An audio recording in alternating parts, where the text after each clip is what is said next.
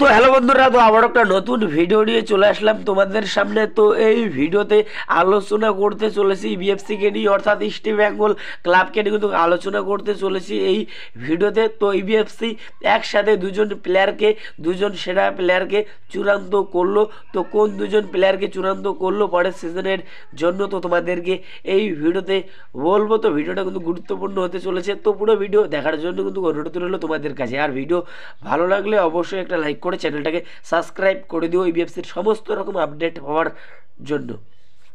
তো প্রথমে যে আপডেটটা দেবো তোমাদেরকে, গুরুত্বপূর্ণ আপডেট ঈশান পান্ডিতাকে নিয়ে। তো ঈশান পান্ডিতাকে তো তোমরা সকলেই চেনো, যথেষ্ট ভাই ভালো মানের প্লেয়ার। তো বর্তমানে কেবিএফসির সঙ্গে যুক্ত রয়েছে, অর্থাৎ কেরালা ব্লাস্টার এফসির সঙ্গে কিন্তু যুক্ত রয়েছে। তো কেবিএফসির সঙ্গে এ বছরে 2025 31 মে তার কিন্তু কন্ট্রাক্ট কিন্তু শেষ হয়ে যাচ্ছে। তো তারপরে কিন্তু ফ্রি প্লেয়ার হয়ে যাবে। তো এই মুহূর্তে যে আপডেটটা পাওয়া যাচ্ছে, তো কেবিএফসি এই প্লেয়ারকে আর রাখছে না, তো এই ঈশান পান্ডিতাকে কিন্তু ছেড়ে দিচ্ছে। তো এই ঈশান পান্ডিতাকে দলে নিতে চাইছে আইএসএল এর দুটো ক্লাব। তো প্রথমে যে ক্লাবটার কথা বলবো তোমাদেরকে, তো সেই ক্লাবটা হলো নর্থ ইস্ট ইউনাইটেড এফসি। তো নর্থ ইস্ট ইউনাইটেড এফসি ঈশান পান্ডিতাকে দলে নেওয়ার জন্য কিন্তু মরিয়া হয়ে পড়েছে পরের সিজনের জন্য। তো ঈশান পান্ডিতাকে কিন্তু অফার করেছে, তো 2 বছর কিন্তু অফার করেছে ঈশান পান্ডিতাকে নর্থ ইস্ট ইউনাইটেড এফসি। তো 2 নম্বরে যে ক্লাবটা দলে নিতে চাইছে, তো সেই ক্লাবটা হলো পাঞ্জাব এফসি। তো পাঞ্জাব এফসি কিন্তু অফার করেছে ঈশান পান্ডিতাকে, তো একটা কিন্তু ভালো অফার কিন্তু করেছে। তো এই দুটো ক্লাব ঈশান পান্ডিতাকে দলে নিতে চাইছে। তো এখন এটাই দেখার বিষয় ঈশান পান্ডিতা এই দুই ক্লাবের মধ্যে কোন ক্লাবে যোগ দেয়, তো এখন এটাই দেখার বিষয়। তো ঈশান পান্ডিতা কেবিএফসি দল কিন্তু ছাড়ছে, তো তোমরা ধরে নাও। তো এবার যেটা আপডেট দেবো তোমাদেরকে, গুরুত্বপূর্ণ আপডেট ইবিএফসিকে নিয়ে।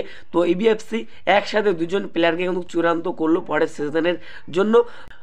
তো প্রথমে যে প্লেয়ারটার কথা বলবো তোমাদেরকে, তো সেই প্লেয়ারটা হলো কর্নার শিল্ড। তো কর্নার শিল্ডকে তো তোমরা সকলেই চেনো, যথেষ্ট ভাই ভালো মানের প্লেয়ার। তো চেন্নাই এফসির হয়ে এই সিজনে আইএসএলে দুর্দান্ত কিন্তু খেলেছে।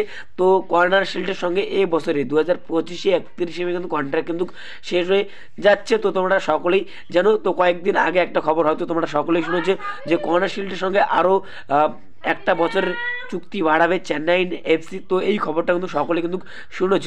তো এই মুহূর্তে যেটা আপডেট পাওয়া যাচ্ছে, তো এই কর্নার শিল্ডকে কিন্তু প্রায় চূড়ান্ত কিন্তু করেই ফেলেছে ইবিএফসির ম্যানেজমেন্ট পরের সিজনের জন্য। তো এই প্লেয়ারকে 2 বছরের চুক্তিতে কিন্তু সই করাচ্ছে। তো এরকমই কিন্তু আপডেট পাওয়া যাচ্ছে এই মুহূর্তে।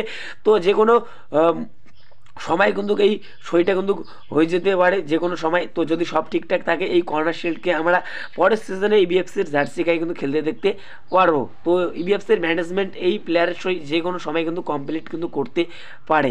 তো এই বিষয়ে কোনো আপডেট পেলে তো তোমাদেরকে অবশ্যই ভাই জানাবো। তো যতটুকু আপডেট পেয়েছি তো তোমাদেরকে বললাম। তো 2 নম্বরে যে প্লেয়ারটাকে চূড়ান্ত করেছে পরের সিজনের জন্য, তো সেই প্লেয়ারটা হলো ফারুক চৌধুরী। তো চেন্নাই এফসির প্লেয়ার ফারুক চৌধুরীকে তো তোমরা সকলেই চেনো, যথেষ্ট ভাই ভালো মানের প্লেয়ার। তো এই সিজনে ফারুক চৌধুরী চেন্নাই এফসির জার্সিকে কিন্তু অসাধারণ কিন্তু খেলেছে। তো চেন্নাই এফসির সঙ্গে এই বছরে 2025 31 মে কিন্তু কন্ট্রাক্ট কিন্তু শেষ হয়ে যাচ্ছে এই ফারুক চৌধুরীর সঙ্গে চেন্নাই এফসির।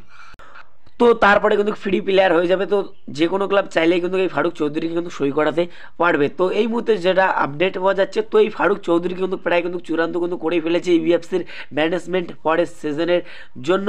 তো এই প্লেয়ারকে কিন্তু চূড়ান্ত কিন্তু করেই ফেলেছে ইবিএফসির ম্যানেজমেন্ট। তো কত বছরের চুক্তিতে কিন্তু সই করাচ্ছে, তো এটা কিন্তু এখনও কিন্তু জানা যায়নি। তো জানা গেলে তো তোমাদেরকে অবশ্যই ভাই জানাবো। তো যতটুকু আপডেট পেয়েছি তো তোমাদেরকে বললাম। তো এই দুই প্লেয়ারকে কর্নার শিল্ড এবং ফারুক চৌধুরী, তো এই দুই প্লেয়ারকে কিন্তু প্রায় কিন্তু চূড়ান্ত কিন্তু করেই ফেলেছে পরের সিজনের জন্য। তো যদি সব ঠিকঠাক থাকে, এই দুই প্লেয়ারকে পরের সিজনে আমরা আইবিএফসি জার্সি গায়ে কিন্তু খেলতে দেখতে পারবো আইএসএলে।